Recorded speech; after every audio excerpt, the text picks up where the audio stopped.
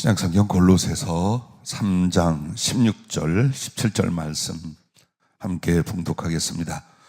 그리스도의 말씀이 너희 속에 풍성히 거하여 모든 지혜로 피차 가르치며 권면하고 시와 찬송과 신령한 노래를 부르며 감사하는 마음으로 하나님을 찬양하고 또 무엇을 하든지 말에나 일에나 다 주 예수의 이름으로 하고 그를 힘입어 하나님 아버지께 감사하라. 아멘.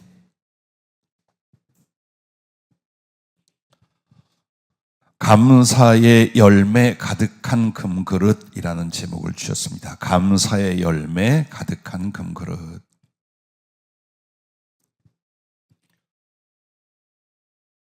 우리는 어떤 절기 때나 그래야 되겠다는 작은 마음의 감동이 있을 때에는 감사를 하고, 또 그 감사의 감동의 깊이나 감사로 말미암는 섬김과 헌신의 크기에 대해서는 그렇게 많이 고려하지 않는 것 같아요. 저도 어제 집에 돌아가서 아침까지 묵상하고 기도하고 말씀을 봤는데, 오늘은 다 공개하고 나눌 수는 없어요. 분량이 아주 깊고 많아서. 그런데 감사가 얼마나 우리의 영혼과 신앙 삶에 중요한 능력인지, 감사를 더 많이 깊게 못한 것이 우리의 손실이었구나, 실패였구나. 성장하고 복을 받고 주님 앞에 쓰임받는 데 있어서 정말 너무나 많은 손실이었구나, 그걸 깨달았어요. 감사는 예배 중에 한 순간이나 신앙의 한 형식이 아니에요. 그냥 신앙이고 우리의 영혼이고 삶이에요. 왜? 다 하나님께 받았어요. 모든 것이 은혜예요. 감사는 그 하나님과 그 은혜를 깨닫는 것이요, 그 깨달음 안에서 삶을 하나님께 드리는 거예요. 만약 감사가 일지 않는다면 그 영혼은 어둠 속에 있답니다. 예배를 드리고 말씀을 듣고 주의를 한다고 해도 그 영혼은 주님 뿐만이 아니라 어둠 속에서 갈등하고 방황하고 제자리 걸음을 할 거래요. 자, 감사를 이렇게 표현해 주셨어요. 감사란 보내주신 선물에 대한 영수증이다. 즉, 하나님이 내게 선물을 보내주셨는데 그걸 내가 인수한 것에 대한 영수증이 뭐냐? 하나님께 드리는 감사라는 거예요. 즉, 내가 그것을 받았다고 하나님께 인수증을 드리는 것, 이게 없다면 그가 주신다 할지라도 나는 받은 줄을 모르거나 받았다고 인정을 하지 않는다라는 거예요.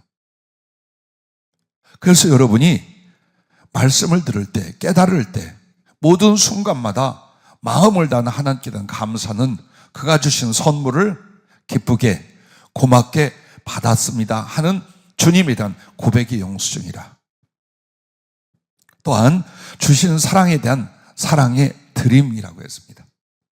사랑은 사랑의 반응으로 사랑이 만들어지는 거예요. 아무리 이뻐하고 사랑을 한다 할지라도 그 상대가 사랑의 반응이 일어나지 않아, 그 사랑은 결별이에요. 하나님이 우리를 먼저 사랑하셨기에 짝사랑을 하셨어요.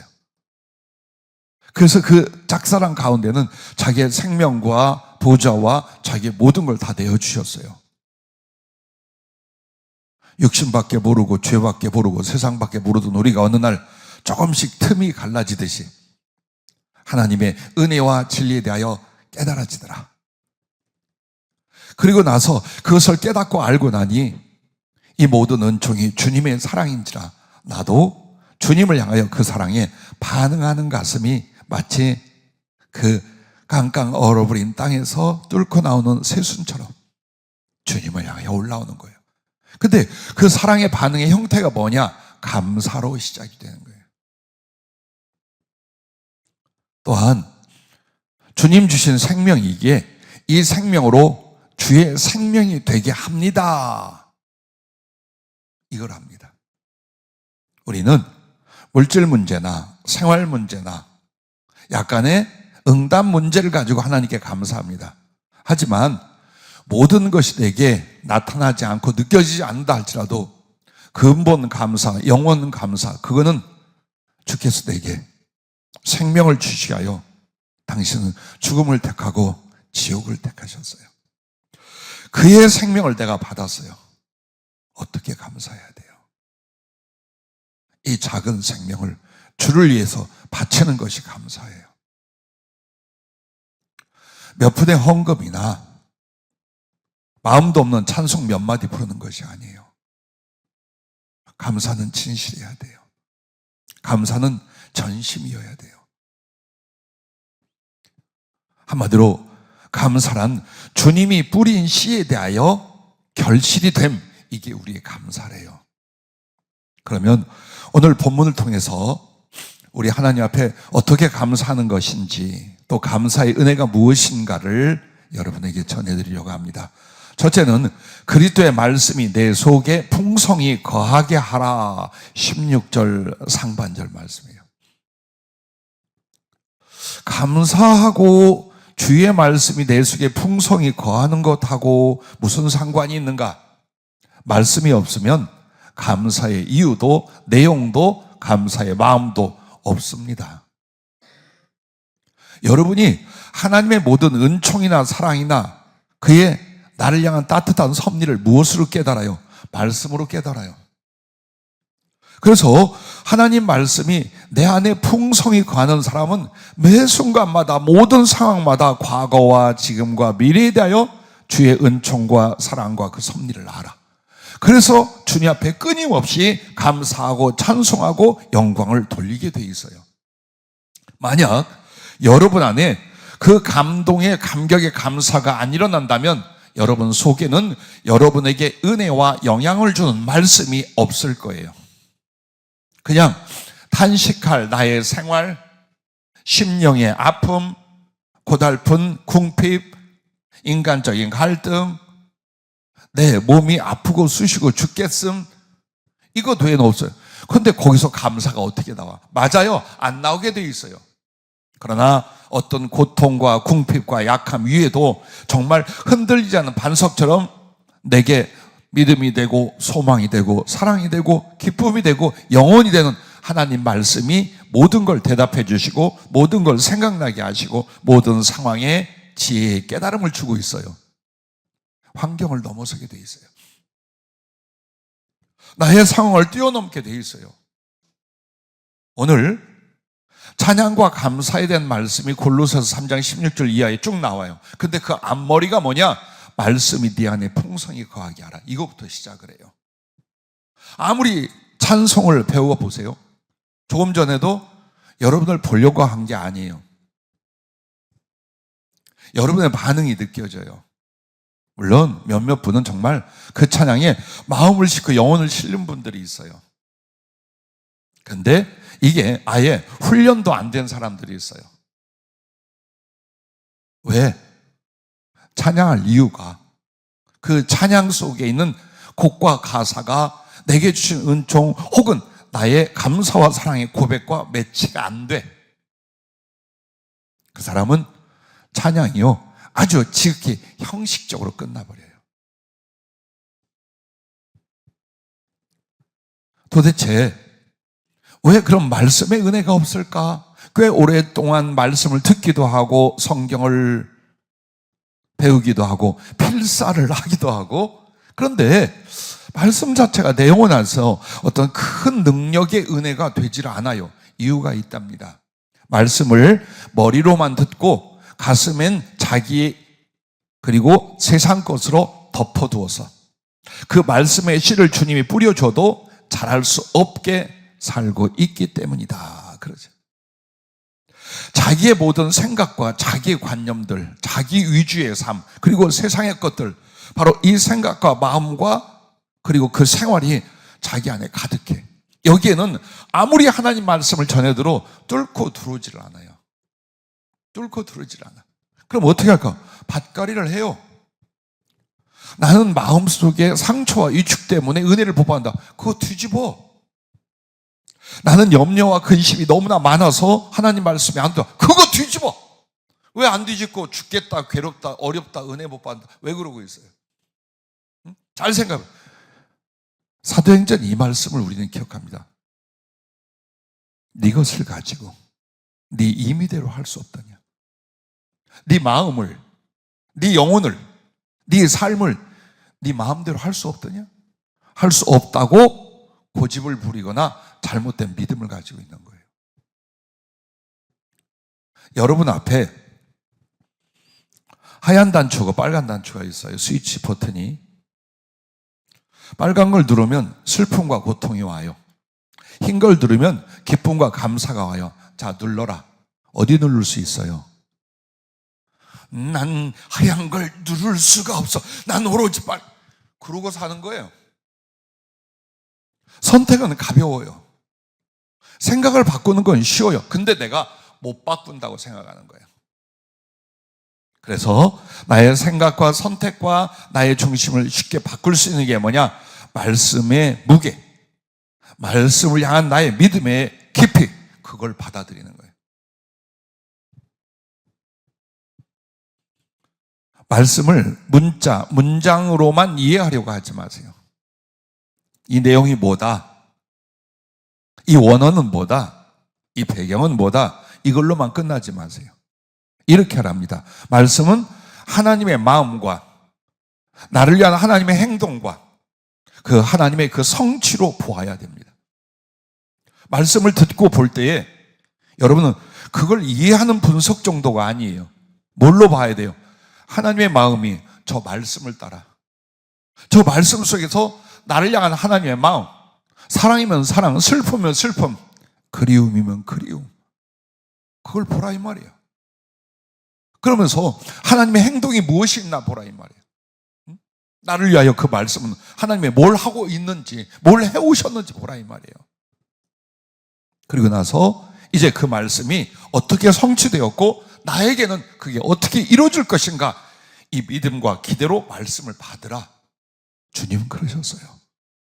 설교를 들 때도 마찬가지예요. 생각 딴 데가 있으면 안 돼요. 그 말씀에 대하여 정말 여러분은 순수하고 간절하게 저 말씀을 주시는 저 내용에 주님의 마음이 뭔지, 주님의 사랑이 뭔지, 주님이 뭘 해오하셨는지, 주님이 어떤 걸 나를 위해 하실 것인지, 그걸 실제적으로 중심에 받고 일으켜라 라고 말씀을 하셨습니다.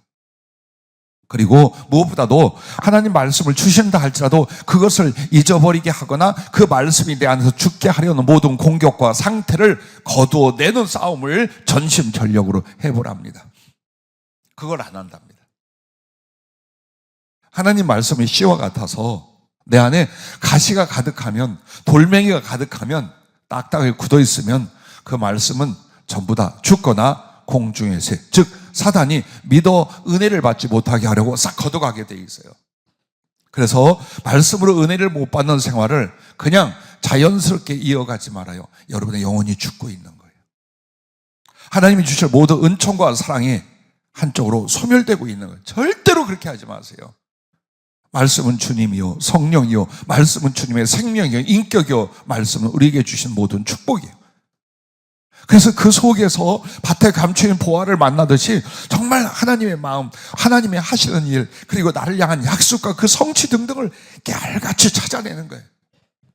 이렇게 집중하다 보면은 원수마귀가 아무리 공격하고 미혹하고 내 환경과 처지와 삶이나 인간의 말로 나를 혼미게 한다 할지라도 여러분은 그 말씀이 30배, 60배, 100배의 결실을 맺게 만들 거예요. 그리고 그 말씀의 결실이 맺는 그 꼭대기에 여러분은 진실하는 감사, 마음과 삶을 다한 찬양이 일어나게 될 줄로 믿습니다.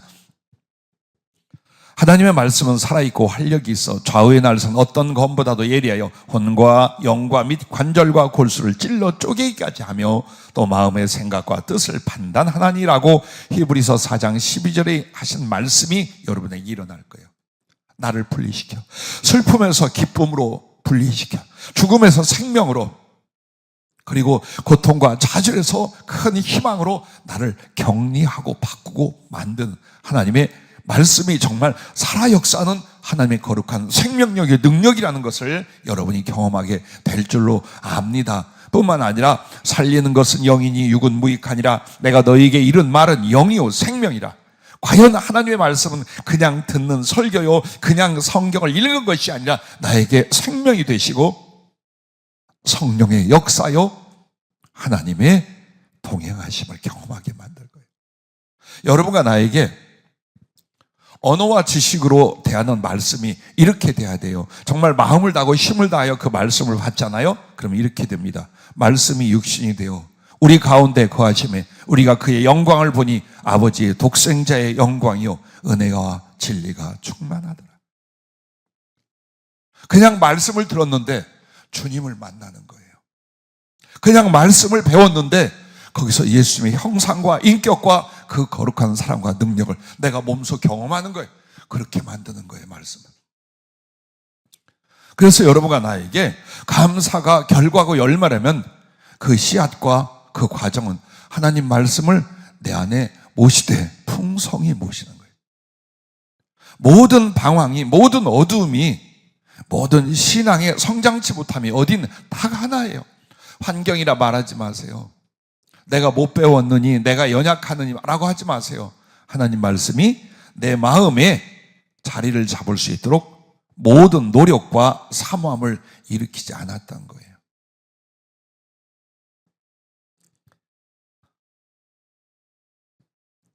또한 말씀을 깨닫고 내 안에 풍성하게 자리를 잡을 때 넘치는 감사가 이제 일어나게 됩니다. 내 안에서. 즉 말씀에 대한 반응은 감사로 일어나게 돼 있는 거예요. 바르게만 그 말씀을 내가 붙잡고 거기에 마음과 삶을 쏟는다면 분명히 그 말씀을 통해 내 안에 일어나는 열매가 바로 하나님을 향한 감사의 풍성함이 일어나게 됩니다. 왜냐하면 보세요. 모든 방향의 모든 내용의 말씀은 하나님의 사랑과 은혜와 구원과 약속과 그 성취야. 전부 다. 그래서 그 말씀을 진심으로 받는 내 영혼의 반응은 오직 깊고 큰 감사가 넘치게 되는 것입니다. 그래서 여러분의 감사가 일어나잖아요. 감사에서 믿음이 만들어지는 거예요. 그리고 감사로 말미암아 사랑이 만들어지고 그 감사가 충성이 되게 만드는 거예요. 그런데 이 감사가 없는 사람이 믿음 생활한다. 자기 생각과 환경과 처지로 좌우되게 되어 있어요. 사랑 안 생겨요. 죽어 지옥에 갈 목숨을 그리스도가 대신하여 살렸다는, 거기에도 무릎 꿇고 감사하며 그 발에 입을 맞추고 내 영과 생명을 바치는 그 감사의 서원이 없는 사람이 예수님을 어떻게 사랑하겠어요? 사랑이 아니라 필요로 하겠죠. 좋게 생각하고 필요로 하겠죠. 그러나 내 영혼과 내 생명과 바꿀 수 있는 사랑은 죽었게 일어나지 않아요. 그런데 우리가 2000년 전 골고다 언덕을 가보지도 않았는데 어쩌여 내 안에 그 십자가를 영접하며 그의 죽음, 내 죽음, 그의 지옥, 나의 이제 천국이 됐느냐? 어떻게 아느냐? 말씀이 살아 역사해서 그래. 2000년 전 그 말씀이 오늘 살아있는 주님의 행동과 인격과 능력으로 내 안에 역사하기 시작하는 거예요. 그러므로 말씀이 이렇게 우리에게 중요한 것이요, 어쩌면 우리 영혼과 신앙의 전부라는 것을 여러분 잊지 마시길 바랍니다. 충성이란 무엇인가요? 몇 푼의 돈을 받고 고용되어 일하는 것이 충성인가요? 아니요. 내게 모든 걸 주셨어요. 죽어 지옥 간 나에게 당신의 모든 걸 주셨어요. 그리고 나를 신부라, 아들이라 하셨어요. 그런데 내가 살아생긴 내 가슴은 아들이라, 아내라고 말할 수가 없어요. 그래서 주님께 뭐라고 합니까? 나를 종으로 받아주십시오. 나는 죽도록 충성과 생명 바치고 가야 될 종일 뿐입니다. 그 가슴을 갖는 거예요. 그게 어디서 와요? 말씀을 깨달아 일어난 감사에서 오는 거예요. 왜 신앙생활에서 교만이 오는 줄 압니까? 받은 은혜를 몰라. 주신 사랑의 말씀이 그의 영혼에 없어요. 그럼 내가 무엇이나 된 것처럼 교만하고 서운해하고 내 마음대로 엎고 뒤집고 하나님 앞에서 이렇게 살아요.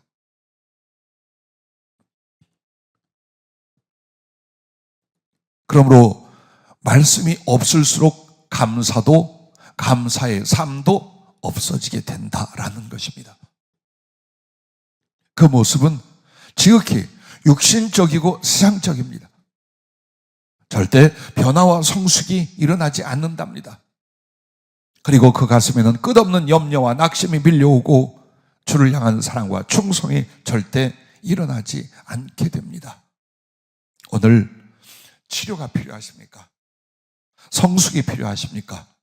은혜가 필요하십니까? 말씀으로 집중하세요. 정말 그 말씀을 머리를 뚫고 심장에 오게 하세요. 그 말씀 속에서 주님과 구원과 사랑을 만나세요. 그러기 전에는 말씀을 떠나지 마세요.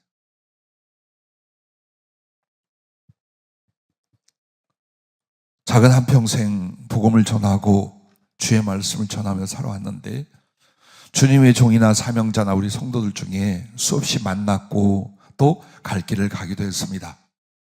그런데 주목하고 바라보게 되고 그 값진 성숙을 이루고 혹은 사명을 갖고 일어나는 이들을 보면 어디에서 부딪혔느냐? 인간관계에 있지 않아요.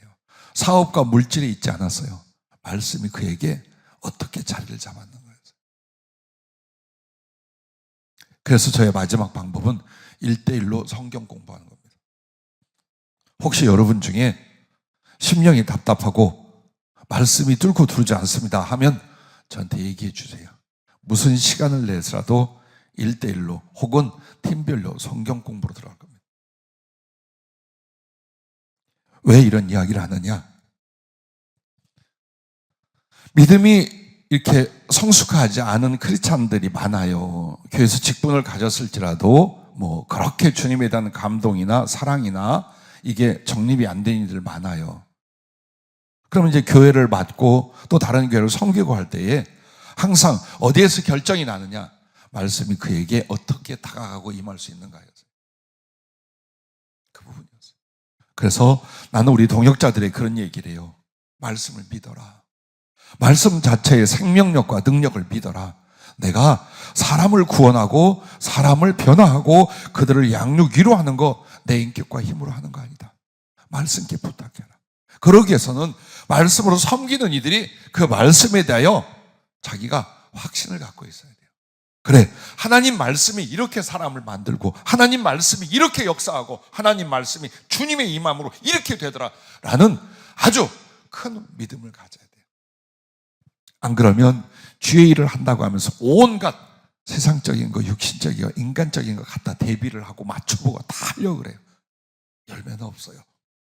오늘 우리들의 개인적인 생활 속에도 그렇습니다. 말씀을 전심으로 받는가예요. 매 순간마다 여러분의 감정과 생각을 넘어서서 정말 그 말씀을 이 자리에 예수님이 오셔서 나를 향하여 피를 쏟고 살을 찢어주는 바로 그 믿음으로 말씀을 받는다. 그리고 권면과 가르침이 계속돼야 돼요. 오늘 본문 말씀처럼 가장 중요한 건 자기가 자기를 권면하고 가르치는 일을 계속하셔야 돼요. 내버려 두면 안 돼요. 내 영혼, 내 심령을 내버려 두잖아요. 황폐해지기 시작해요. 사막이 돼요. 어렵게 땅을 파서 밭을 일궈요. 어려서 부모님들 밑에서 봤어요. 산을 일구고 개간을 해요. 정말 모든 노동, 모든 수고를 다해서 나무를 불살라 없애고 뿌리를 뽑아내고 잡초를 다듬고 돌멩이를 다 밭을 만들어요. 그리고 기껏 심는 게 옥수수나 콩이나 따위였어요. 그런데 만약 어떤 일이 있죠. 누군가가 그 산골짜기를 이사 갔죠. 다음 해에 풀이 가득해요. 3년만 지나면 더 이상 밭에 자리가 안 보여요. 만약 우리의 심령을 놔두면 그렇게 돼요. 끊임없이 말씀으로 밭갈이하고 말씀에 씨를 뿌리고 말씀으로 양육을 안 시키잖아요. 어디선가 문제가 일어나서 내가 왜 이러지? 내가 왜 이렇게 약하지? 내가 왜 이렇게 은혜가 안 되지? 내가 왜 이렇게 죽을 것 같지? 자세히 봐요. 말씀을 내 안에 뿌리를 내려 자라게 하는 그 거룩한 작업과 열심히 어느 상처를 받는 순간, 어느 시험을 당하는 순간, 어느 놀리는 순간에 그걸 못했어요. 그리고 1년, 3년, 7년이 지났어요. 내 심령은 뭐가 됐다? 황폐됐어요. 완전히 벌판이 되고 말아요. 그래서 여러분이 일용할 양식이라고 하는 말은 매일 잡수셔야 돼요. 재서봐, 오늘 밥 먹고 왔니? 그래, 잘했다. 빵 한 쪽 먹었다. 자, 중요한 거는요, 일용할 양식은 한 몸이 견뎌낼 수 있기 위하여 에너지를, 생명력을 공급을 받는 거예요. 안 먹으면 힘이 없다가 아니라 죽어요. 죽어. 그런데 영혼에게, 내 영혼과 영혼을 함께한 인생 자체의 진짜 음식, 생명력이 뭐냐? 말씀이거든. 그 하나님 말씀을 끊임없이 달게 혹은 쓰게 내 안에 심고 받아들이고 반응하고 변화되고 기뻐하고 감사하고, 이게 매일같이 일어났어야 되는 거예요. 그런데 오히려 말씀 대신 상처를, 말씀 대신 염려를, 말씀 대신 공격을, 말씀 대신 유혹을 우리가 자꾸 내버려 뒀더라. 얼마나 힘들겠어요. 그래서 여러분은 희망을 갖는 게 뭐냐? 아하, 내가 정말 말씀으로 내 안에 가득하게 하는 시간이 없었기에 지금 이렇다면 이제부터 한다. 이제부터 말씀의 자리에 나가며 그 말씀과 씨름하며 그 말씀을 전폭적으로 깨닫고 받아들이기 시작하여 나는 마음과 힘을 다하겠다. 금방 달라져요. 걱정하지 말아요. 하나님 말씀의 위대한 능력이 무엇인가를 여러분이 보게 될 줄로 믿으시길 바랍니다. 그래서 항상 여러분은 우리에게 돈이 별로 없더라, 건강이 좋지 않더라, 사람들의 관심과 칭찬이 없더라, 이걸 염려와 고민거리로 삼으시지 마세요. 제일 여러분이 두려워해야 될 것, 경계해야 될 염려는 뭐냐? 말씀이 내 안에 없더라, 말씀이 내게 들리지 않더라, 말씀이 나를 좌우로 인도하시지 않더라, 내가 그렇게 됐더라. 이걸 두려워해야 돼요. 그래서 언제나 여러분은 말씀을 많은 지식의 분량이 아니에요. 그 듣고 기억하는 말씀으로 자꾸 나에게 적용하는, 떠먹이는 거예요. 그래, 주님이 이렇게 말씀하셨지. 그래, 그 말씀은 이런 사랑이고 이런 은혜고 나를 이렇게 지적하여 나를 이렇게 양육했지. 계속 적용. 여러분, 어느 날 자기가 목이 바짝바짝 말라가던 그 사막에서, 오아시스에서 팔을 젓고 수영을 하고 물을 마시고 있는 걸 보게 될 거예요. 은혜는, 영혼의 거룩한 진보는 말씀의 깊이와 분량이 있어요. 그리고 그렇게 해서 나오는 감사가 진짜 감사인 거예요. 예를 들어서 어렵사리 어떤 문제가 해결이 됐어요. 이사를 했어요. 혹은 약간의 수입이 생겼어요. 그래서 하는 감사는 인격적 반응이에요, 솔직히. 사람이 고마워할 줄 아는 그것뿐이, 사람에게도 그건 해. 그런데 정말 하나님 앞에 깊고 진실한 감사는 어디서 와요? 하나님 말씀을 깨닫고 그 말씀의 역사를 경험한 뒤, 그 말씀의 거룩한 영향으로 하나님을 바라볼 때예요. 그래서 참 감사는 그냥 약간의 생활과 삶 속에서 인격적인 고마움을 표현하는 정도가 아니다. 그 말씀을 듣고 깨달을 때마다 내 영혼이 하나님을 향하여 일어나는 그 믿음과 사랑의 반응들, 그걸 통해 하나님께 감사와 영광을 돌려드리는 것입니다. 느헤미야 8장에 보면 바벨론으로 포로 잡혀갔다가 페르시아 시대가 됐죠. 그리고 일부가 예루살렘으로 귀환을 합니다. 성을 회복하고 그렇게 하던 즈음이요, 느헤미야는 총독으로 페르시아에 임명을 받고 왔고, 에스라는 학사 겸 제사장이었어요. 그런데 그들에게 놀라운 일이 하나 벌어졌어요. 이스라엘 사람들에게.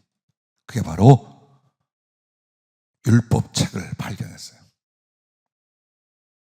그 포로로 수십 년, 100여 년 사는 동안 하나님 말씀을 제대로 읽고 듣고 깨닫고 배울 수 있는 환경이 아니었어요. 더더군다나 두루마리 성경을 직접 함께 나누고 할 수는 없었어요. 자, 그래서 나무로 강단을 만들고 새벽에 모든 이스라엘 사람들이 모였어요. 성문으로. 그리고 낮 정오까지요. 계속해서 사경회가 시작됐어요. 율법을 낭독하고 그리고 지도하고 가르칠 수 있는 사람은 쭉 백성들에 들어가서 무리무리에게 그 낭독하는 말씀을 풀어주는 거예요. 그렇게 해서 한나절이 다 지나고 오후가 되기 시작했어요. 어떤 일이 벌어진 줄 아닙니까? 사람들은 대성통곡하기 시작했어요. 얼마나 흐느끼고 몸부림을 치는지 모든 백성들이 다 눈물바다가 됐어요. 왜? 하나님을 바로 알기 시작했어요. 자기들의 이 비참한 포로 생활과 이 무너진 성과 회파된 성전의 이유가 하나님이 미리 예언해 주셨어요. 축복도 말씀했고 멸망도 말씀했어요. 정말 하나님이 살아계신 것과 그 말씀으로 미리 주신 그 말씀을 확인하면서 말씀대로 되는, 그래서 감사함과 함께 애통함이 일어나기 시작한 거예요. 이거예요. 예배 시간은 이렇게 돼야 돼요. 그리고 어쨌는 줄 알아요, 여러분? 전부 다 서서 말씀을 들었어요. 어린아이부터 노인까지 새벽부터 점심때까지요. 꼿꼿이 서서 말씀을 들었어요. 그리고 그 말씀을 선포하기 시작하려고 나올 때는 전부 다 하나님 앞에 경배를 했었어요. 그리고 찔림을 받고 애통하고 하나님 앞에 그 속이 눈물바다가 쏟아지기 시작을 했어요. 그때 총독 느헤미야가 뭐라고 합니까?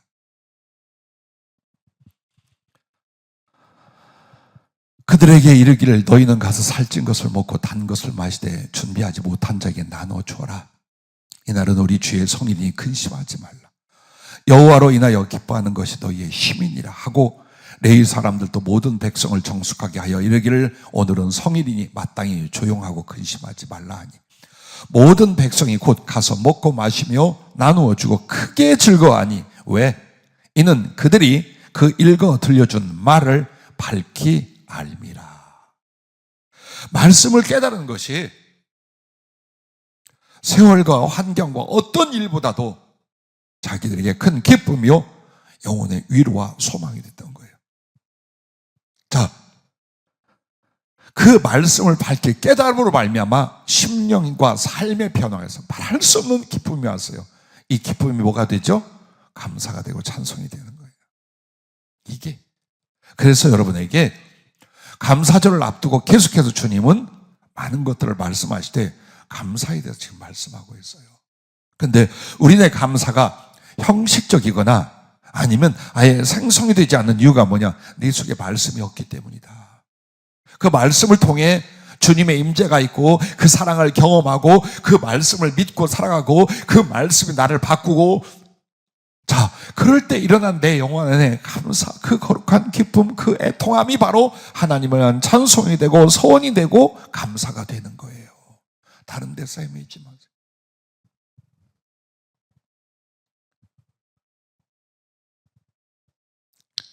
부디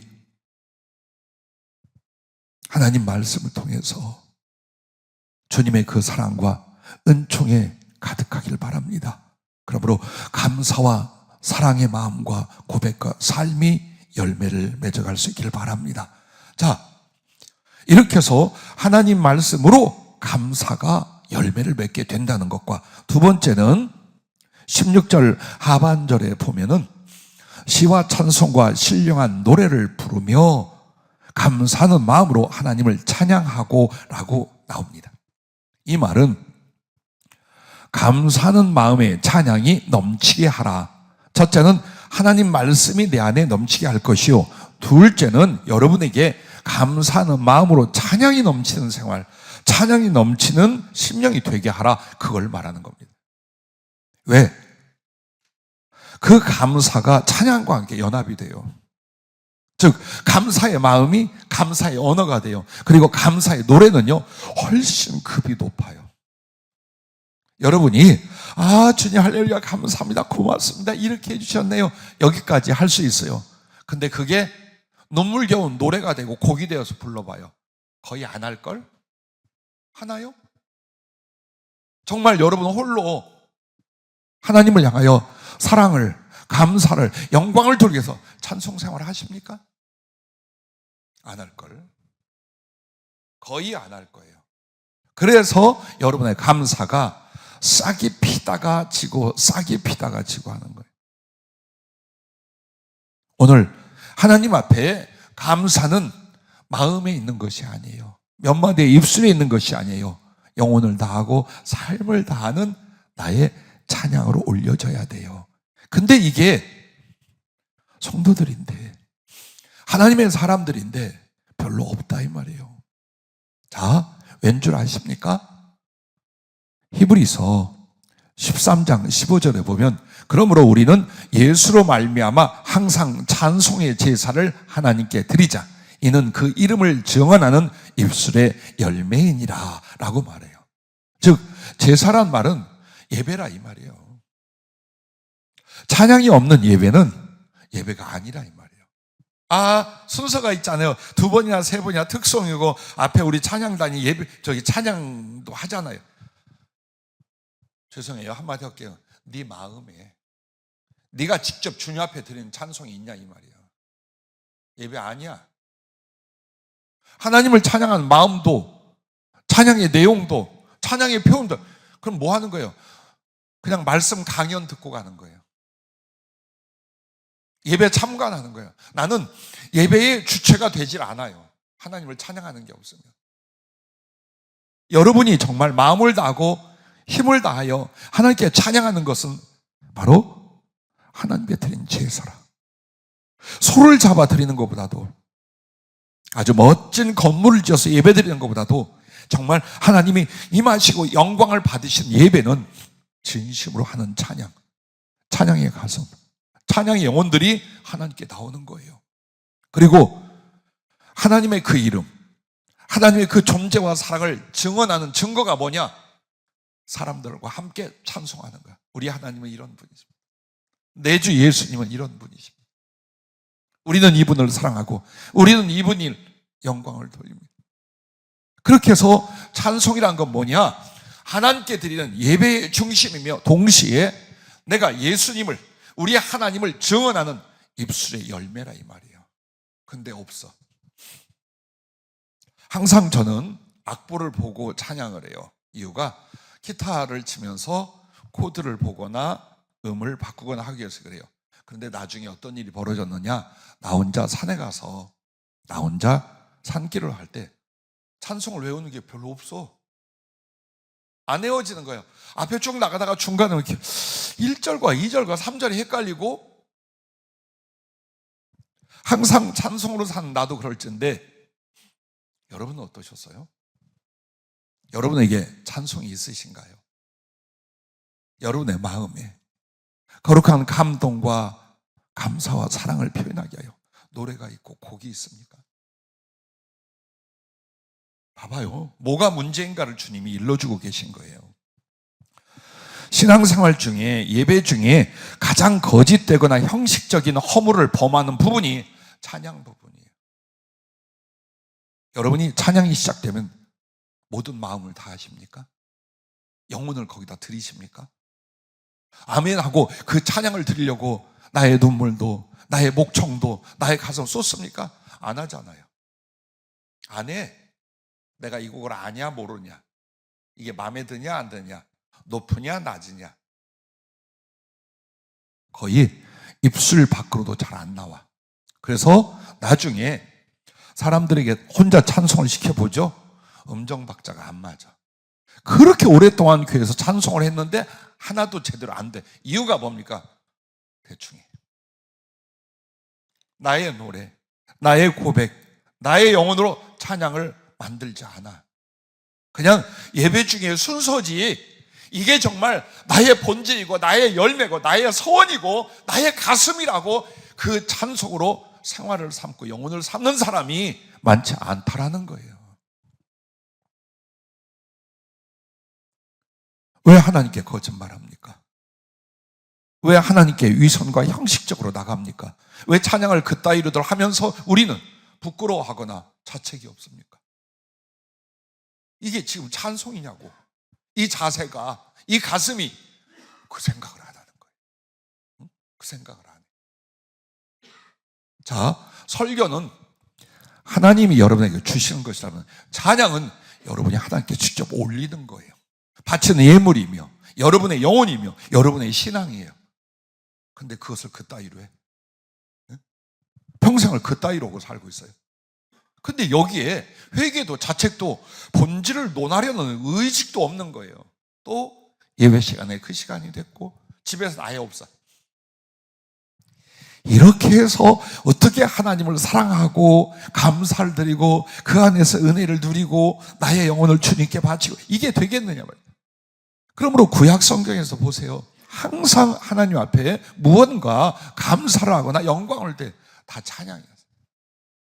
하다못해 냄비 뚜껑, 소뚜껑이라도 들고 나와서 두들기고 춤을 추고 외치며 전부 다 그렇게 찬송을 했어요. 그래서 제가 가끔 이런 얘기를 해요. 성도님들이 예배에 대한 훈련이 안 됐으면 평생에 은혜를 잘 못 받아요. 그럼 예배의 훈련이 뭐냐? 기도는 어떻게 하고 말씀은 어떻게 받고 찬송은 어떻게 하고 헌금은 어떻게 드리고 그 본질이 나여 어떻게 마음을 다고 하나님이 기쁘시게 연락하는 것이 되게끔 하는가, 계속 이 훈련이 돼야 돼요. 그러지 않고 그냥 딱 놓고 찬양을 시켰어.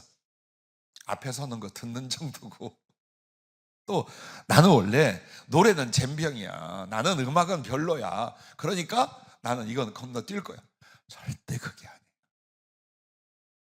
절대 그렇게 하면 안 돼요. 우리가 마치 찬양을요, 음악적 재능이나 취미로서 선택할 수도 있고 안 할 수도 있는 것으로 오해하기 때문이에요. 절대로 찬양이라는 것은 여러분의 하나님을 향한 중심과 자세의 본질이에요. 찬양 들을 때에 더욱 기술려며 마음을 쏟으며 거기에 내 기쁨을, 내 애통함을, 내 사랑을, 내 비전과 소원을 쏟아서 드리는 거예요. 그리고 그게 예배만이 아니에요. 여러분의 개인 생활 속에 있어요. 오늘 이것을 자세히 주님이 말씀하고 있는데 한번 보세요. 심지어 예배 중에도요, 내가 찬양을 하든 안 하든 그 내 선택이라고 생각을 해요. 그러니 개인 생활 속에 찬송이나 전혀 없습니다. 여러분에게 하나, 여러분이 손뼉 치는 거 왜 한다고 생각하세요? 우리가 노래나 음악 앞에 손뼉 치잖아요. 왜 할까요? 그럼 물어볼게요. 왜 안 할까요? 안 하는 게 더 이유가 있을 거예요. 흥이 안 나. 어색해. 아니, 하기 싫어. 예, 여러분은 노래방에 가서 그렇게 하세요. 혹은 여러분은 테이블을 틀거나 콘서트에 가서 그렇게 하세요. 괜찮아, 안 해도 돼. 여러분 누구예요? 하나님께 받은 구원과 은총을 위하여 감사가 열매가 되는 사람, 찬송으로 말미암아 하나님의 증인이 되는 사람들이에요. 어디 찬송을 선택을 해? 내가 해도 되고 안 해도 되고. 그럼 손뼉이란 뭘까요? 마음에 힘을 더하는 거예요. 그렇다고 해서 여러분 왈츠곡 같은 4분의 3박자에다가 손뼉 치면 이상해져요. 이상해져. 최소한 벌써 다 감이 오잖아요. 쿵짝쿵, 아하 4분의 4박자가 빨라진다. 그럼 여기에 우리가 힘차게 들어가. 그럴 때는 어때요? 주님, 내 목소리와 마음에 손뼉을 다합니다. 이 손뼉은 나의 춤이고 나의 아멘이고 나의 화답입니다. 그 뜻으로 하는 거예요. 그래서 성경에도 손뼉을 치며라고 나와요. 무조건 손뼉을 다 치라는 건 아니에요. 그러나 정말 이 찬양에 여러분의 마음에서 힘과 기쁨이 일어나거든 손뼉도 치고 두 손도 들고 일어나 춤을 춰도 돼. 우리는 다 용납해요. 우리끼리는 괜찮아. 모르는 교회 가서 그러지 말고 우리끼리는 어때요? 가슴에 있는 바를 왜 주님께 표현을 못하는 거야? 꼭 목석들 딱 앉아있는 것처럼 주님을 째려보는지 목사를 째려보는지 그리고 찬양을 해요. 그러지 말아요. 아멘이나 화답도 마찬가지예요. 성경을 자세히 보세요. 어떻게 예배들을 드리고 어떻게 찬양 생활을 했는가. 전부 다 각자 악기도 하나씩 가져요. 거의 악기도 다루기 시작합니다. 아니면 춤을 추는 멤버들이 있습니다. 그렇게 해서 전체가 하나님을 향하여 서로 찬양하고 화답하고 영광을 주 앞에 돌려요. 그때 하나님의 기쁨으로 임재하시고 하나님의 기쁨으로 올라가시고 하나님께서 영광을 받으시고 모든 하나님의 기쁨을 여러분에게 깨닫고 느끼고 삶이 될 수 있도록 부어주실 줄로 믿으시기를 바랍니다. 그래서 찬양은 감사로서 하나님께 영광을 드리기도 사랑을 드리기도 서원을 드리는 제사이며 자신과 모든 사람에게 하나님의 살아계심과 그 사랑과 구원을 증언하는 입술의 열매라는 것입니다. 또한 찬양은 더욱 주님의 사랑과 은총을 깨닫게 한답니다. 그렇지요. 찬양하는 동안에 많은 분들의 이야기를 들었어요. 설교는 은혜를 못 받았어도 찬송 중에 정말 이런 감동과 이런 은혜를 받았습니다 하는 경우들이 있어요. 어느 때? 마음을 다 담을 때. 마음을 다 담게 되면 성령의 감동이 일어나요. 그 고백 중에 내 영혼에 잠들었던 사랑도 믿음도 소망도 또 막 일어나기 시작을 해요. 그렇게 해서 찬양은 주께 영광을 돌리는 것이기도 하지만 하나님의 은혜를 성령의 기쁨과 감동을 말할 수 없이 누릴 수 있는 도구요. 은혜의 선물이기도 하다는 것을 여러분 잊지 마시길 바랍니다. 그래서 여러분이 찬양하며 할수록 주님의 은총과 사랑을 더 깊게 깨달아요. 감동해요. 그래서 난 또 주님을 향하여 깊고 큰 감사로 주님께 영광을 돌려요. 나의 10년과 삶에서 그걸 또 경험해요. 하나님께 더 깊고 큰 사랑과 충성에 이르게 돼요. 찬양이 그렇게 만들어요. 그래서 여러분과 나는 어떻게 하라? 찬양이 넘치게 하라라는 것입니다.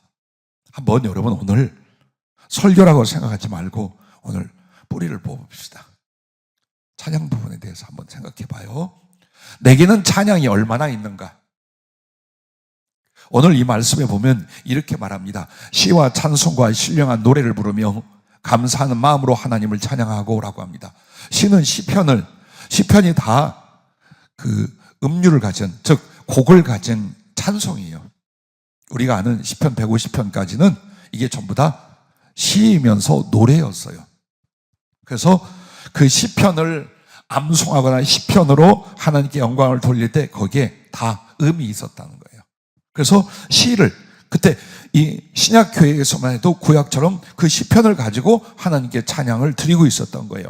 찬송은 하나님께 직접적으로 영광이나 감사를 돌리는 내용 등등으로 구성이 돼요.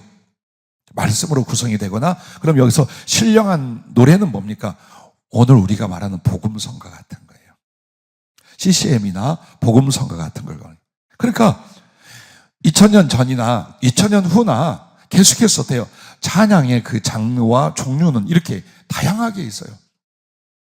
그래서 여러분이 찬송가를 책으로 가지고 있어, 이건 사람들이 결정한 거예요. 어떤 사람은 막 고민하고 흥분을 해요. 예배 중에 복음성가를 불러도 됩니까? 복음성가로 만들어진 게 우리 찬송가에 합류된 것이 3분의 2예요. 그러면 찬송이라고 직접 우리가 그래도 논하고 구분하자면 뭐냐? 하나님께 직접 감사와 영광을 돌리는 가사예요. 그게 찬송이야. 근데 만약 너희는 하나님이 우리에게 이렇게 나가면 사람에게 권면을 해요. 영적인 것을. 그게 바로 복음성가, 여기서 말하는 신령한 노래예요. 그런데 주님은 어때요? 상관없다 이 말이에요. 상관없어. 정말 내 마음에 하나님과 그 말씀에 관한 것으로 노래를 하고 감동을 하고 기뻐하고 아파하고 그렇게 해서 찬송 생활을 하고 찬송으로 주께 영광을 돌리는 걸 하나님은 너무나 기뻐하시고 성령의 큰 은혜를 베풀어 주신다는 사실이에요. 그리고 여러분에게 있어서 복음성가 중에 내가 하나님께 영광을 돌리며 나의 마음을 담는 것은 얼마나 되고 찬송가에는 얼마나 있고, 그리고 중요한 건 이거예요. 정해진 곡과 가사가 아닌 나만의 감사와 사랑의 비밀인 새 노래가 있는가. 요한계시록 14장 3절 말씀에 말하는 것처럼 새 노래를 부르니 땅에서 속량을 받은 14만 4천 밖에는 능히 이 노래를 배울 자가 없더라. 자, 이 말은 비밀에 속한다는, 남은 몰라, 남들은 몰라. 주신 주님과 받은 나의 사랑 안에서만 이 고백이, 이 마음이 일어날 수 있어요. 그게 바로 새 노래고 비밀에 속한 거. 있어요? 여러분 그런 걸 합니까? 여러분의 기도 생활에, 여러분의 신앙생활에 나의 노래가 있습니까? 내 신랑을 위한, 내 아버지를 위한, 내 구주를 향한 내 고백과 소원, 내가 깨달은 그 사랑과 은혜가 찬양이 됐냐고요. 그게 있어요. 그게 있냐. 그 생활을 하십니까? 나의 간구와 어떤 기도보다도 내 고백이 더 주님 앞에 중요하지 않겠습니까? 내 마음을 실은 당신을 향한 나의 사랑의 선과 감사와 찬송으로 영광을 돌리는 나만의 비밀, 주님과 나만의 사이의 그 사랑, 이게 없단 말이에요. 양해하세요. 꼭 이렇게 하라 아니에요. 여러분이 혹시 어떤 모임에서 대표 기도를 하거나 예배 중에 대표 기도를 할 때 나옵니까? 하나님께 찬양과 감사, 영광 돌리는 부분이 언어와 문장으로, 어휘로 몇 개나 있나 한번 보십시오. 거의 없어요. 거의 안 나옵니다. 계절과 날씨 이야기 시적으로들 하시대요, 보니까. 그건 해도 되고 안 해도 돼요. 그런데 중요한 건 내게 있어서 주님을 향한 찬송이, 돌려진 영광이, 있는 감사가 나와 우리들의 공동체로 말미암아 주께 돌릴 날마다 내가 생각하고 고백하고 누리던 바로 그 내용이 얼마나 있느냐 이거예요. 그리고 여러분이 개인으로 기도할 때 한번 자기 말을 보세요. 자기가 하나님 앞에 부르짖고 간구하고 기도하는데 뭘 하고 있나 보세요. 감사의 내용은, 찬양의 내용은, 사랑의 고백은 1시간, 2시간 할 수 있어요. 그것만? 왜 못해요? 수십 년 동안을 그 은혜 속에 살았는데, 그 기가 막힌 사랑으로 살았는데, 그 말씀 속에 살았는데, 왜 내가 주님 앞에 감사하고 사랑을 고백하고 당신에 대한 나의 마음을 언어로 표현하고 할 때에 왜 찬송 부분이, 영광과 감사 부분이 내게 말라 있습니까? 왜 말라 있습니까? 이거 안 된 이유가 안 하고 산다. 안 하고 산다는 거예요. 그래서 금세 메말르는 거예요. 대지에 바짝 마른 논바닥에 피 몇 방울이 딱 던져졌어. 그거 표시도 안 나. 이게 우리가 받는 은혜 생활이에요. 근데 땅바닥 자체가 물이 축축하고 샘이 여기저기서 솟아나와 늪지야. 어떻게? 말씀이 있고 그 말씀으로 하나님께 감사와 찬송을 하는 삶이야. 그 가슴이야. 은혜가 바르겠어요? 하나님과의 사랑과 교통이 끊어지겠어요? 아니에요. 어려서 눈만 뜨면 어머니, 누님, 형님들, 동네 아저씨, 형들, 친구 뭐 등등 매일 우리 집으로 와요. 아버지가 없고 어머니가 사람들을 좋아하고 우리 형들, 누나들이 사람들 좋아해요. 매일 밤 술판이 벌어져요. 나는 그때 6살, 7살 때 저쪽 한쪽 구석에 이불 쓰고 근데 왜 술 먹으면 젓가락으로 상을 왜 그렇게 두드리는 거예요? 하루 저녁만 지나면 세상이 사방이 다 찢어서 갖다 버려야 돼. 우리 어머니가 얼마나 성질을 두드리지 말아요. 근데요, 얼마나 신이 나서 흥이 나서 하루 종일 참 힘들게들 살았어요. 산골짜기 살 때. 그리고 희망이 없는 사람들, 그냥 소주 대병 다 갖다 놓고 남녀노소 할 것이 막 벌컥 그때부터 하는데, 모든 그 시대의 유행가 1930년대 20년대부터요, 그때 5, 60년대 뭐 할 거 이게 전부 다 스며들더라고요. 그래서 국민학교 1, 2학년 때 친구 생일이라 오라고 해서 갔어요. 축하 노래를 부르라길래 이미자의 노래를 불렀어요. 황혼이 잊을 때면 생각나는 것은. 와, 애들은 하는데 어른들은요 얼마나 이뻐하는지 몰라. 어려서부터 전부 다 외웠어요. 나 왜 쓸데없는 얘기를 하느냐? 찬양은요, 주님에 대한 정말 그 애틋하고 애절함과 기쁨과 감사와 내 영혼에서 솟구치는 모든 어떤 이 가슴을 주님 앞에 찬양으로 표현하는 것, 이게 우리들에게 일어나야죠. 음악성하고 상관없어요. 절대로 내가 음악은 젬병이야, 노래는 못해, 아무 상관없어요. 곡 없어도 돼요. 우리 아버지는요, 어머니는 절대 음감이에요. 이 양반이 나오는 가요나 젊은이들 노래 딱 들으면 음정 박자 똑같이 그대로 읊어버려요. 그래서 우리 집에 어머니 계통이 있고 아버지는 뭐냐, 한마디의 노래를 못해요. 그게 뭐만 했느냐, 옛날 어르신들 그 시조하는 거, 청사 이런 1시간 가. 아버지 뭐해? 그 물 좀 갖고 와라. 그리고 또 자, 그렇게 하면 어떠냐 이거예요. 우리가 하나님 앞에 찬양할 때에, 응?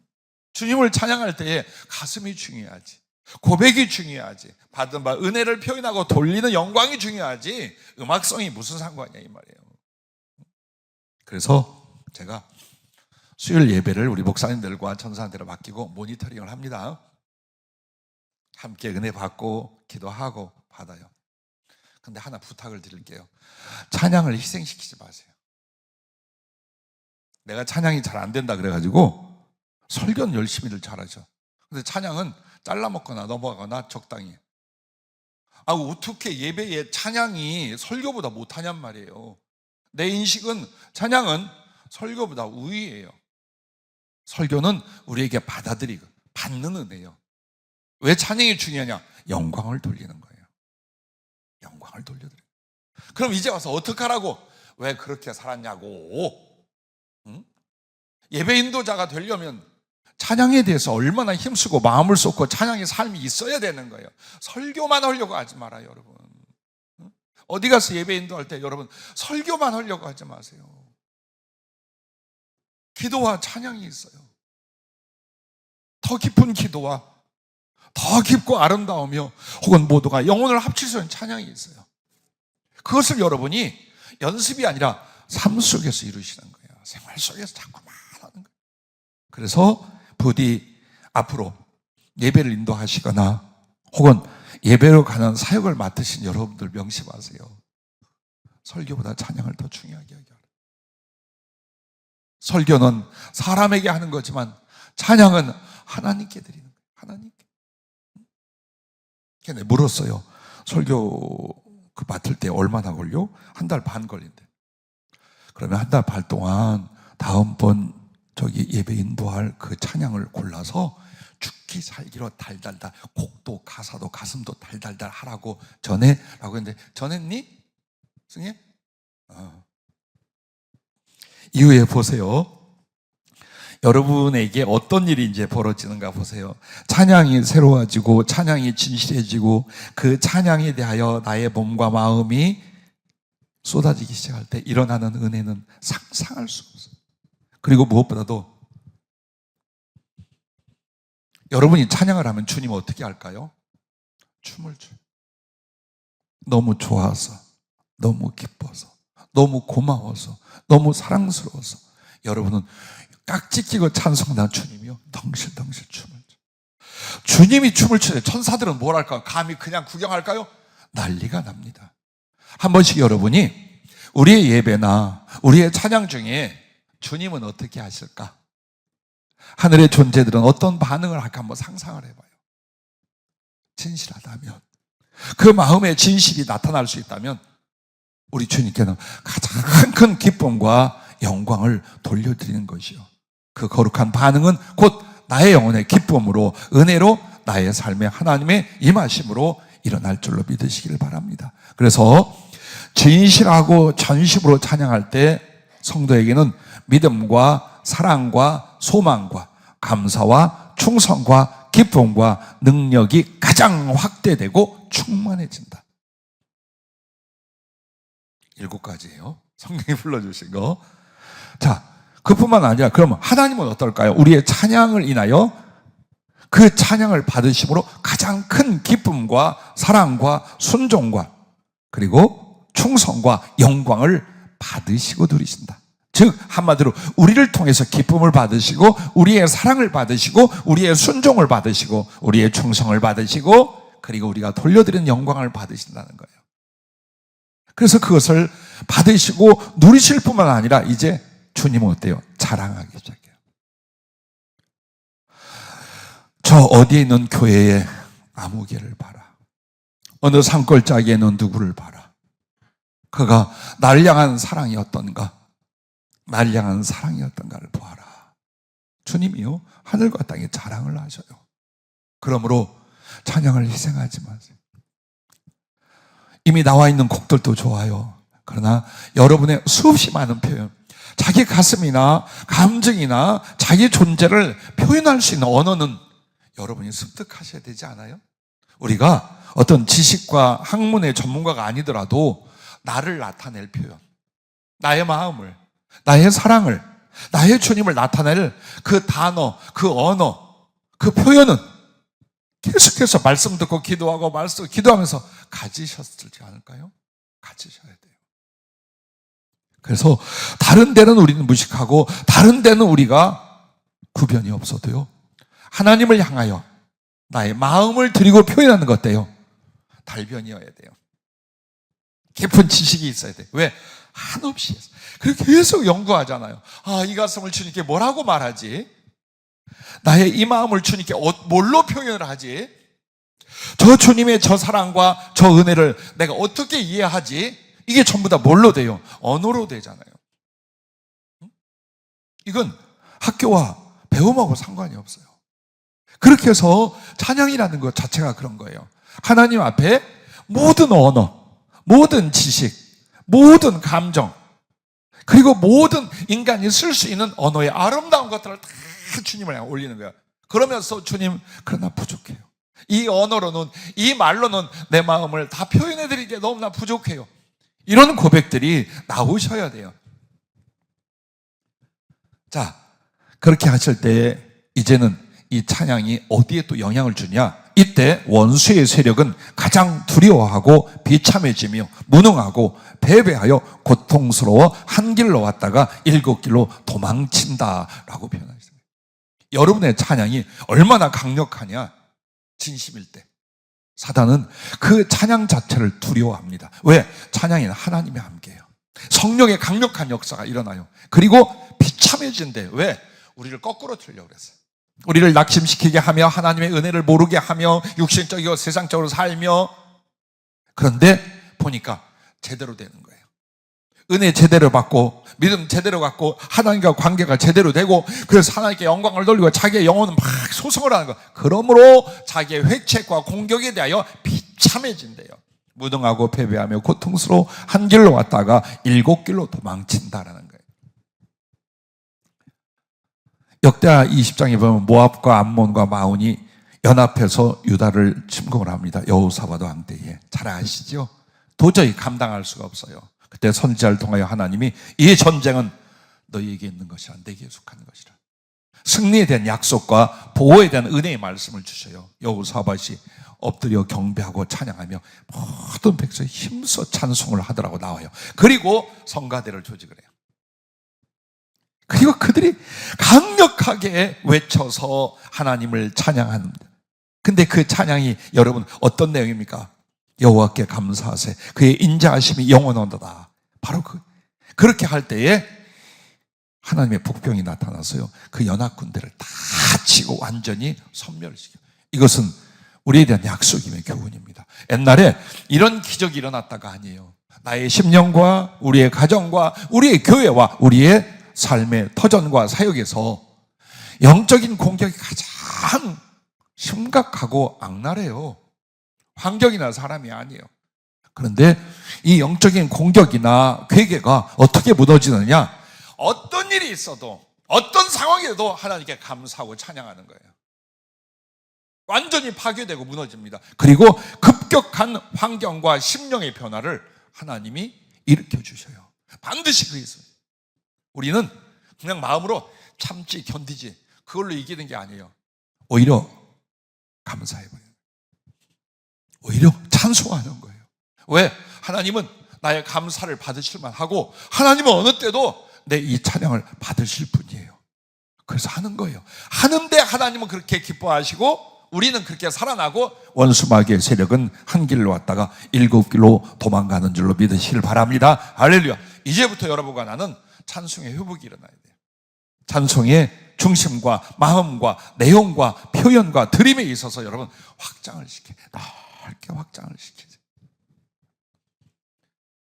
마지막 세 번째는 무엇을 하든지 예수 이름으로 하라. 17절 말씀처럼 또 무엇을 하든지 말에나 일에나 주 예수의 이름으로 하고 그를 힘입어 하나님 아버지께 감사하라 라고 하셨어요.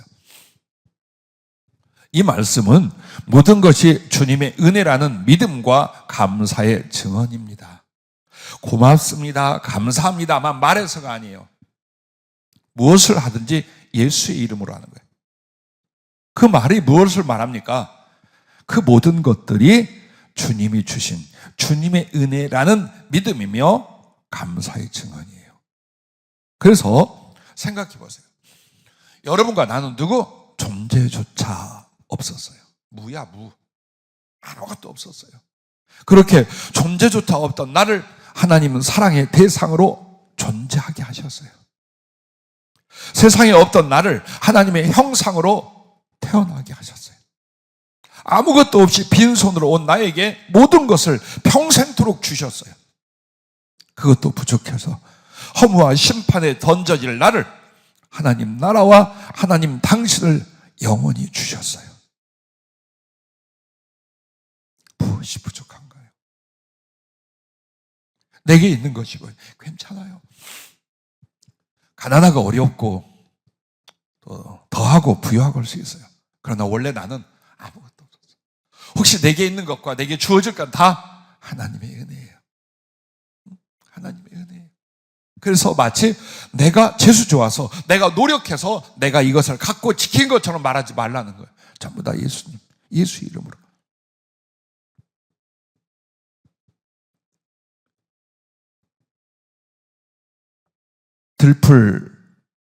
그 들꽃 하나에게도 이와 같이 했는데 하물며 너희에게랴.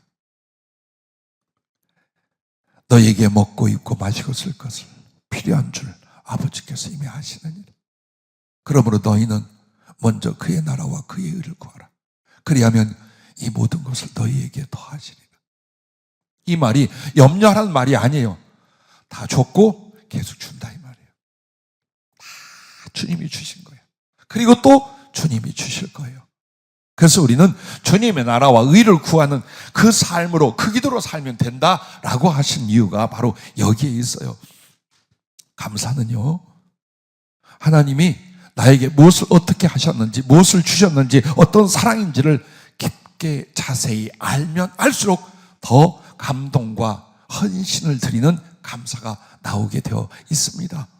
그래서 모든 것이 주님의 것인데 주님이 주셨으니 주님의 것으로 주님께 드린다는 믿음과 감사의 고백과 삶이 되는 것입니다. 뭘 하나 해도 내가 얼마가 있는데 내가 이거 할 줄 아는데 이게 아니라 이 말이에요.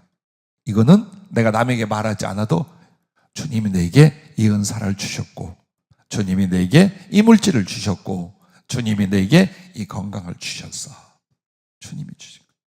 그래서 주님이 주신 주님의 것을 가지고 나는 형제를 사랑하고 이웃을 돕고 복음을 전할 거야. 그것이 주님의 것을, 주님이 내게 주신 것으로 주님의 것을 가지고 주님께 돌려드리는 거야. 이 의식이라 이 말이에요. 이거라는 거예요.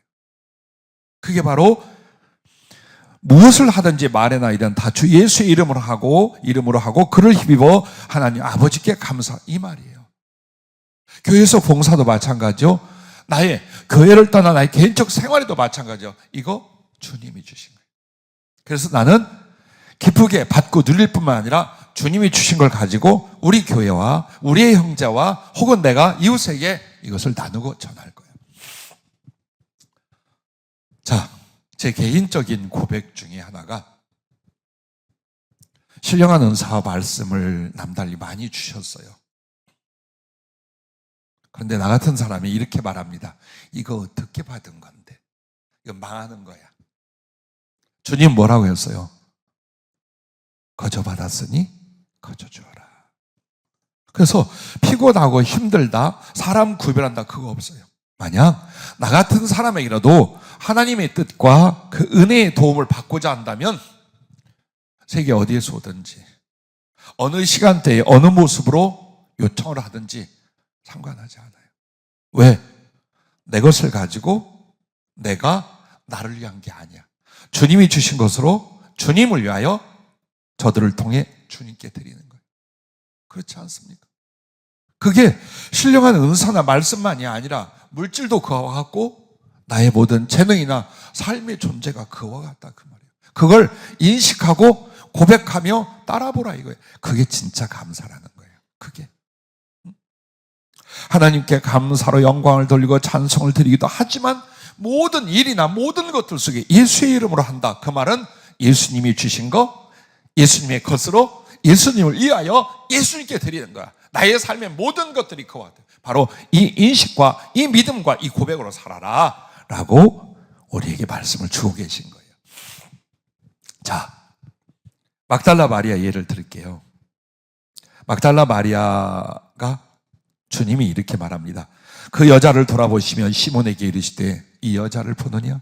내가 네 집에 들어올 때에 너는 내게 발 씻을 물도 주지 아니하였을 때에 이 여자는 눈물로 내 발을 적시고 그 머리털로 닦았으며 너는 내게 입맞추지 아니하였을 때 그는 내가 들어올 때로부터 그 발에 입맞추기를 그치지 아니하였으며 너는 내 머리에 감람유도 붓지 아니하였을 때 그는 향유를 내 발에 부었느니라. 이러므로 내가 네게 말하노니 그의 많은 죄가 사하여졌도다. 이는 그의 사랑함이 많음이라. 사함을 받은 일이 적은 자는 적게 사랑하느니라. 이 말씀들 기억하시죠? 이 사람 어떤 사람이었어요? 구원해 주신 영혼은 감사의 눈물이 되고 치유하고 살려주신 몸은 눈물로 씻어드린 발, 머리털로 닦아드리고 헌신되었습니다. 주님 은혜 아니면 있을 수 없는 물질은 전부 향유에 부어드림이 되었고 사랑과 충성의 마음은 주님 발에 끝없는 입맞춤이 되어드렸습니다. 자신에게 있는 모든 것들 주님으로 말미암고 주님의 것이고 주님을 위한 것이에요. 그리고 그는 평생에 가난한 자, 과부들, 버려진 자, 나그네들 그들을 위하여 복음을 전하는 것과 물질로 구제하고 섬기는 일을 위하여 단체를 만들었어요. 공동체를. 그리고 그 크기가 어마어마하게 커져 갔어요. 그런데 로마 교회에서 그 여성에 대하여 자기들 제재하여 막달라 마리아에 대한 모든 기록을 없앴어요. 그래서 흉악한 말만 남아있잖아요. 근데 실제로는 정말 예수님이 기뻐하고 그 사랑을 기쁘게 받으신 존재예요. 그의 삶이 그래요. 그래서 우리가 정말 아무것도 없는 것, 나도 마찬가지, 막달라 마리아도 마찬가지. 그러나 그 모든 남아있는 것, 새로워진 그것은 주님이 주신 것, 주님께 돌려드리는 그 모습이에요. 사도 바울을 보세요. 주님께 핍박자요, 폭행자였습니다. 그런데 자신을 용서하시고 찾아와 구원하셨으니 이제는 그가 어떻게 주님을 위해 삽니까? 내가 그리스도와 함께 십자가에 못 박혔나니 그런즉 이제는 내가 사는 것이 아니요 오직 내 안에 그리스도께서 사시는 것이라. 이제 내가 육체 가운데 사는 것은 나를 사랑하사 나를 위하여 자기 자신을 버리신 하나님의 아들을 믿는 믿음 안에 사는 것이라. 여러분도 그렇게 말합니까? 내가 그리스도와 함께 십자가에 못 박혔나니 그런즉 이젠 내가 사는 것이 아니요 오직 내 안에 그리스도께서 사신 것이다. 이 말은 전초전이에요. 그럼 뒤는 뭐냐? 자, 그리스도께서 내 안에 사셔서 나를 대장. 그럼 나는 누구를 위해 사는 거예요? 그리스도를 위해 사는 거예요. 내가 그리스도와 함께 십자가에 못 박혀. 이제 이 모든 것 주님으로 말미암아 다시 살고 주님으로 말미암아 존재하게 된 것, 주님이 나를 대신하니 나같이 보잘것 없는 것도 주님을 대신하여 주님의 것으로 주님께 바친다. 이 고백이 바로 갈라디아서 2장 20절이에요. 그리고 로마서 14장 8절에 바울은 이렇게 말합니다. 우리가 살아도 주를 위하여 살고 죽어도 주를 위하여 죽나니 그러므로 사나 죽으나 우리가 주의 것이로라.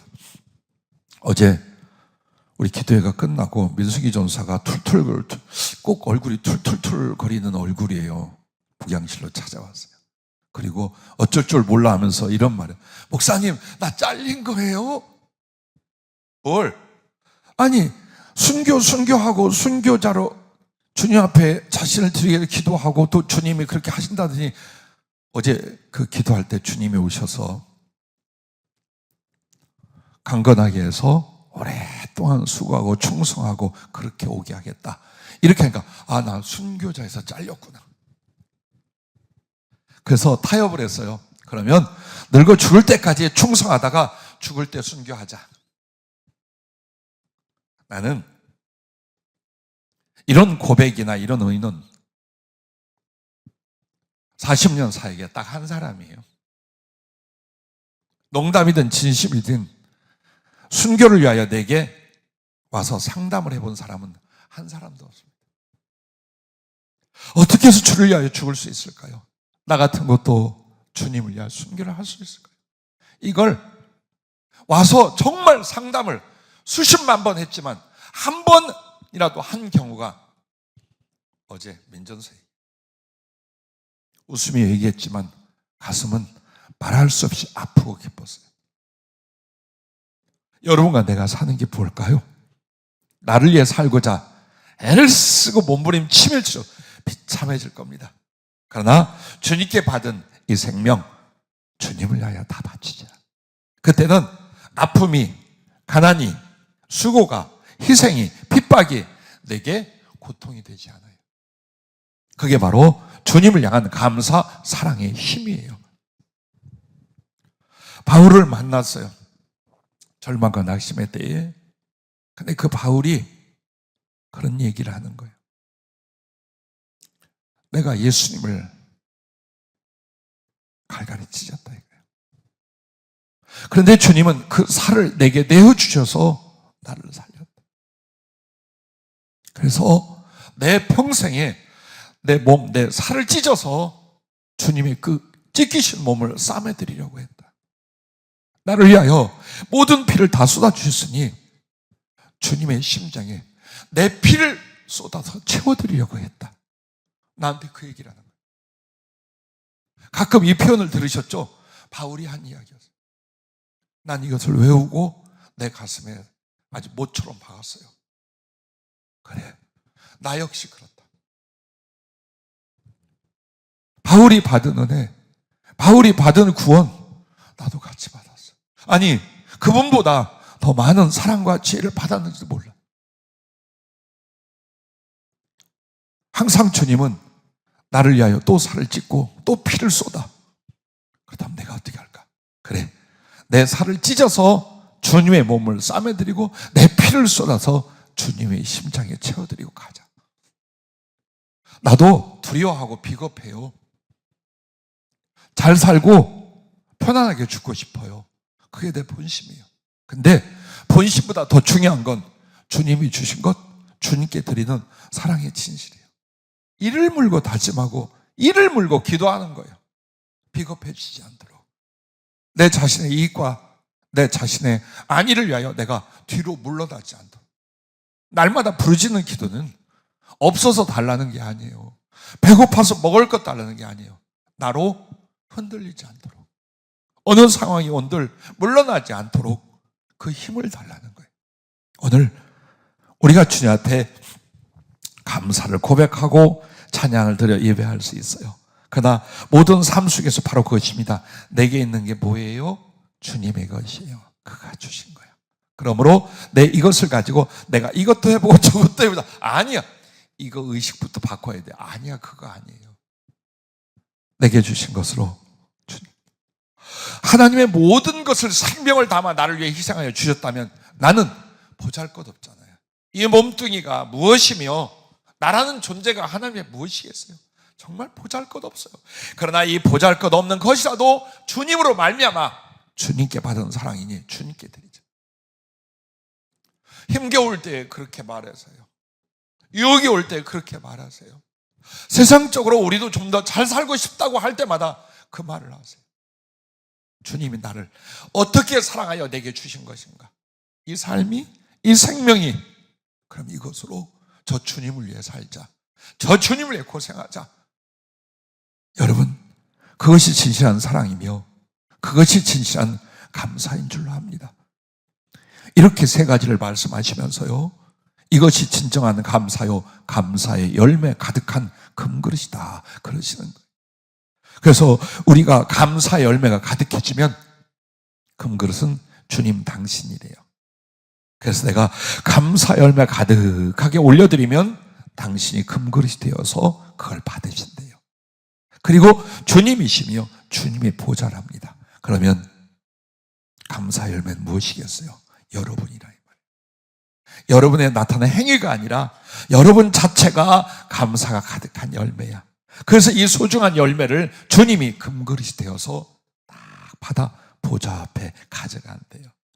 그래서 나는 주님께 감사의 열매가 되어 드린다면 그분은 내게 금그릇이 되어 우리에게 주신다라고 약속하셨습니다. 기도하겠습니다.